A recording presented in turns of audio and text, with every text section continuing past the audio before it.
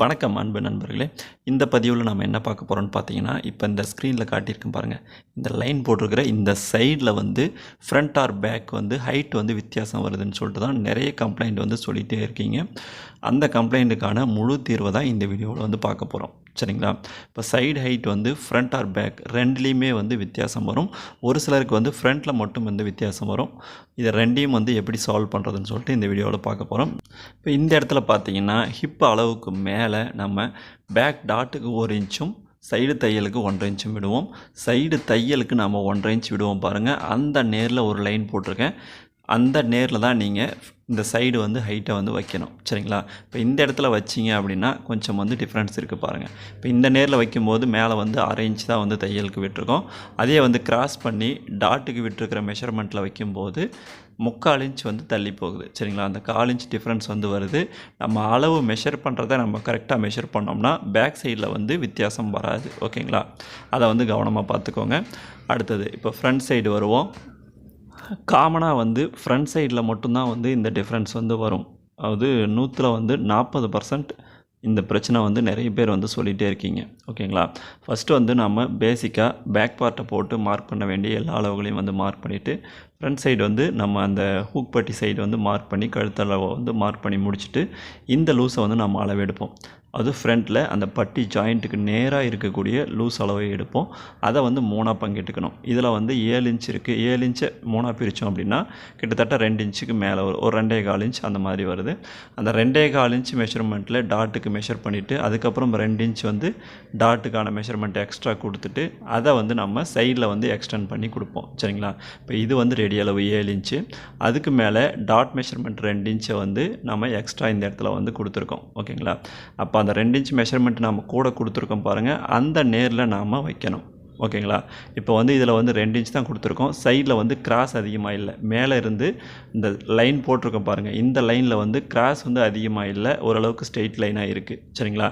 இப்படி இருக்கும்போது இந்த இடத்துல வந்து நம்ம அந்த நேர் லைன்லேயே வந்து நம்ம அளவு வச்சுக்கலாம்.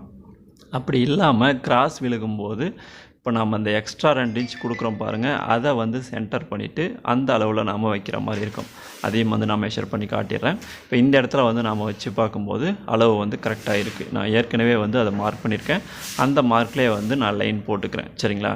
இப்போ லைன் போட்டுட்டு இன்னொரு விஷயம் இதில் கவனமாக நாம் நோட் பண்ண வேண்டியிருக்கு. ஓகேங்களா? இப்போ இந்த டாட்டை நாம் மடித்து பிடிக்கும்போது நமக்கு வந்து அந்த அளவு வந்து கரெக்டாக வந்துடும். சரிங்களா? ஓகே. இப்போ இன்னொரு விஷயம் நான் சொல்லியிருந்தேன் இல்லைங்களா?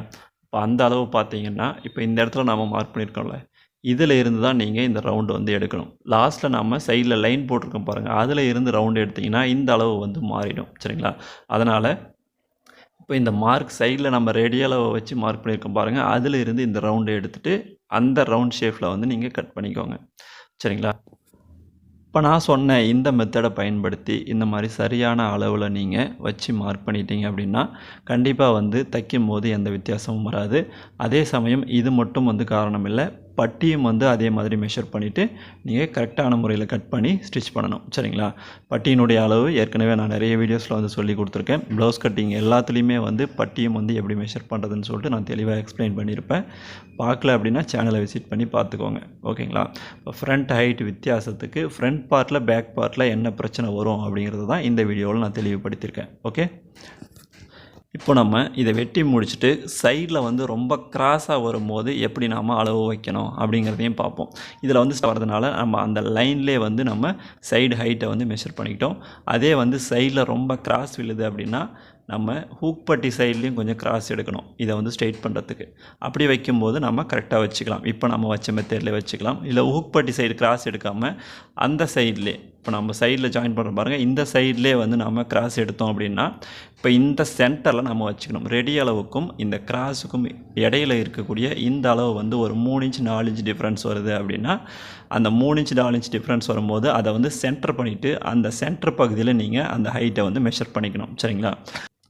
ஒரு விஷயம், ஹூக் பட்டி சைடில் கிராஸ் எடுத்துகிட்டு நீங்கள் சைடில் வந்து அந்த லைன் வந்து நேராக வர மாதிரி மெஷர் பண்ணிக்கணும். அப்படி இல்லைன்னா அந்த சைடில் வந்து நம்ம எக்ஸ்ட்ரா வந்து லைன் வந்து கொடுக்கும்போது அது கிராஸாக வந்து வரும்போது அது ஒரு சில அளவுகளுக்கு மட்டும்தான் வரும். மேக்ஸிமம் வந்து ஸ்ட்ரெயிட் லைன் தான் வரும். சரிங்களா? அதனால் ஒன்றும் பிரச்சனை கிடையாது. அந்த ஒரு சில அளவுகளுக்கு வந்து அந்த மாற்றம் வரும்போது ரெடி அளவுலேருந்து கிராஸ் எவ்வளோதோ அதை வந்து சென்டர் பண்ணிவிட்டு அந்த சென்டர் பகுதியில் வந்து ஹைட்டை மெஷர் பண்ணிக்கிட்டிங்கன்னா உங்களுக்கு பர்ஃபெக்டாக வந்துடும். சரிங்களா? ஓகே ஃப்ரெண்ட்ஸ், இந்த வீடியோ உங்களுக்கு யூஸ்ஃபுல்லாக இருந்திருக்கும்னு நம்புகிறேன். இந்த வீடியோ உங்களுக்கு பிடிச்சிருக்குன்னா மறக்காமல் ஒரு லைக் பண்ணிவிட்டு உங்கள் ஃபேஸ்புக், வாட்ஸ்அப்பில் ஒரு ஷேர் பண்ணி விடுங்க. உங்களை மாதிரி தையல் கலையில் ஆர்வம் இருக்கிற யாருக்காவது இது யூஸ்ஃபுல்லாக இருக்கட்டும். அடுத்த வீடியோவில் பார்க்கலாம். நன்றி.